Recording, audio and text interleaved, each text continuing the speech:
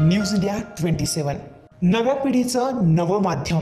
नाशिक लोकसभा मतदारसंघात शांतिगिरी महाराज यांनी आपली अपक्ष उमेदवारी कायम ठेवली आहे। यामुळे नाशिकची निवडणूक आता चुरशीची होणार आहे। नाशिक मतदारसंघात उमेदवारी अर्ज मागे घेण्याचा आज शेवटचा दिवस होता।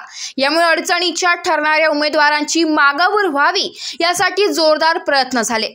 जिल्हाधिकारी कार्यालयाच्या आवारात मोठ्या प्रमाणात राजकीय हालचाली घडल्या। या मतदारसंघातून शांतिगिरी महाराज आणि त्र्यंबकेश्वर येथील योगेश्वर आनंद हे दोन साधू रिंगणात आहे। या दोन्ही साधूंचा फटका महायुतीच्या उमेदवारांना बसण्याची भीती आहे। यामुळे उमेदवारांनी माघार घ्यावे यासाठी प्रयत्न करण्यात आले।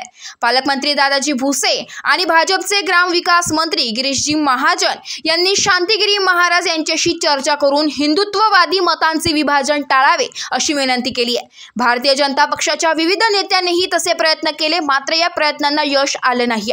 शांतिगिरी महाराज यांनी आपली अपक्ष उमेदवारी कायम ठेवली आहे आणि आपल्या प्रचाराला देखील सुरुवात केली आहे। News India 27 Marathi, Nashik.